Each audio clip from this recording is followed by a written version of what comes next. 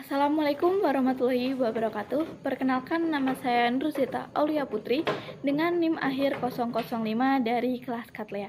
Saya berasal dari Poltekkes Kemenkes Semarang, Kampus 5 Kebidanan Magelang, Program Diplomatika. Saya akan memaparkan penjelasan mengenai 12 sistem syaraf tepi untuk memenuhi tugas praktik anatomi fisiologi. Sekian dari saya, selamat menyaksikan. Nah, susunan saraf tepi.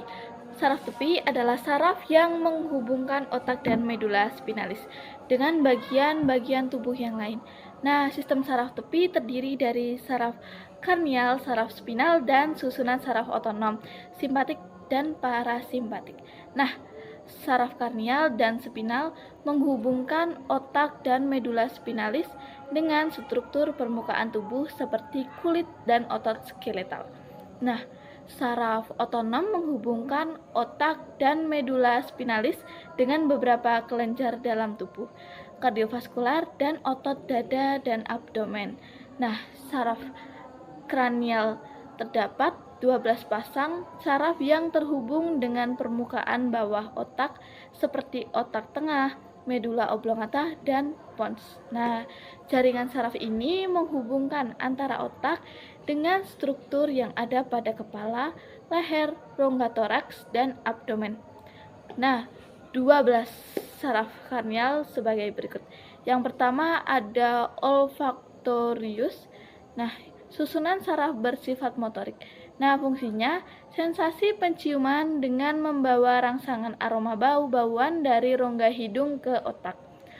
Saraf penciuman dari otak dibawa menuju rongga hidung menuju sel-sel panca indera di bagian atas dari mukosa hidung, sebelah atas dari konka superior. Nah, gangguan pada olfaktorius terjadi pengurangan daya penciuman disebut hiposmi atau anosmi. Nah, yang kedua ada optikus. Nah, panjangnya kurang lebih sekitar 4 cm dari orbita ke kranium. Susunan saraf bersifat sensori. Nah, fungsinya mensarafi bola mata dan membawa rangsangan penglihatan dari mata ke otak. Yang ketiga ada oculomotorius. Nah, ini bersifat motoris, mensarafi muskulus sphincter pupilan impuls saraf dari otak menuju ke otot mata. Fungsinya mensarafi otot penggerak bola mata dan mengangkat kelopak mata.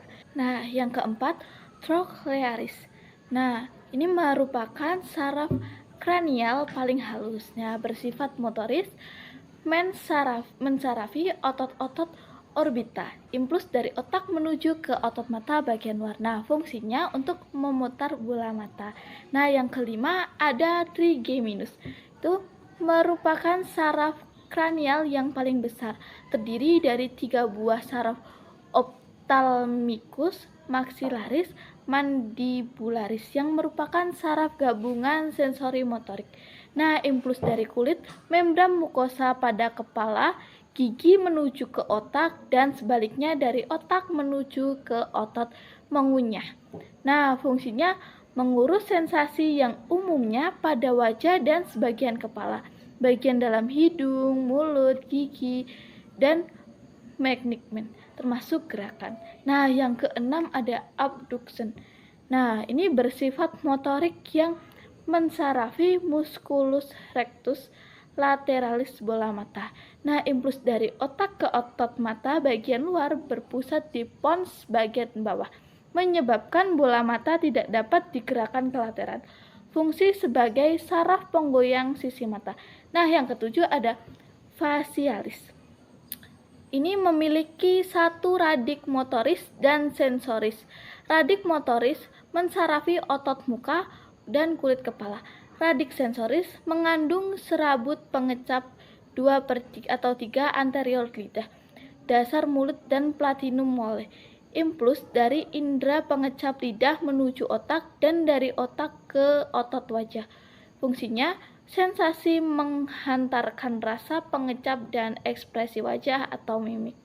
Nah, yang kedelapan ada statoakusis atau cochlea vestibularis. Nah, ini terdiri dari dua perangkat saraf, yaitu cochlearis atau pendengar dan vestibularis atau keseimbangan. Impuls dari telinga menuju ke otak. Fungsinya saraf pendengaran dan keseimbangan. Gangguan pada cochlearis disebut ketulian perseptif. Nah, gangguan keseimbangan yang tampak pada waktu berdiri atau berjalan, terlihat goyang atau sempoyongan. Nah, yang ke-9 ada glossop arrhythmias.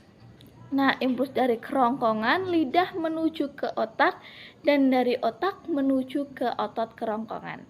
Nah, dan kelenjar saliva. Nah, mempunyai 3 buah nukleus, yaitu nukleus motoris, sensoris, dan salivatoris. Mempunyai 4 komponen saraf, yaitu komponen motoris atau mensarafi otot yang menggerakkan varik ke atas. Nah, komponen sensoris mengurusi perasaan platinum mole, epiglotis, dan dinding faring bagian atas. Nah, komponen yang menghantarkan rasa pengecap 1/3 lidah bagian belakang.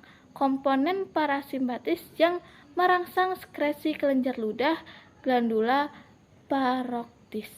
Nah, fungsi sensasi pada kerongkongan dan pengecap gerakan menelan dan sekresi saliva. Nah, kerusakan menimbulkan kelumpuhan platinum mole sehingga suara sengau. Jika minum air sering masuk hidung, gangguan rasa kecap pada lidah belakang. Nah, yang ke-10 ada vagus. Terdiri dari serabut saraf sensori dan motoris yang mensarafi jantung dan sebagian besar traktus respiratorius. Impuls dari kerongkongan, laring, organ rongga toraks, dan abdomen menuju otak, dan dari otak menuju pada tenggorokan dan organ rongga toraks dan abdomen. Terdiri dari 3 komponen motorik yang mensarafi otot-otot faring atau otot yang mendengarkan pita suara. Nah, ada juga sensori yang mengurus perasaan di bawah faring, yang saraf parasimpatik yang mensarafi sebagian alat dalam tubuh. Nah, kerusakan atau kelumpuhan saraf menelan suara serak karena kelumpuhan pita suara. Nah, yang ke-11 ada aksesorius. Nah, ini impuls dari otak menuju ke otot pundak dan leher, terdiri dari 3 bagian. Yang pertama ada radik kranial yang kecil dan tersebar melalui cabang-cabang melalui platinum mole, faring, dan laring. Yang kedua ada radik spinalis yang besar mensarafi trapezius dan sternocleidomastoideus. Ketiga, ada radik kranial yang muncul di permukaan atas medula oblongata berupa 5 radik kecil. Nah, fungsinya gerakan pundak dan kepala. Nah, ada juga kerusakannya, merupakan gangguan gerakan bahu. Nah, yang ke-12 ada hipoglossus. Nah, itu saraf bersifat motorik. Impuls dari otak menuju ke otot lidah. Fungsinya mensarafi otot lidah untuk menggerakkan lidah.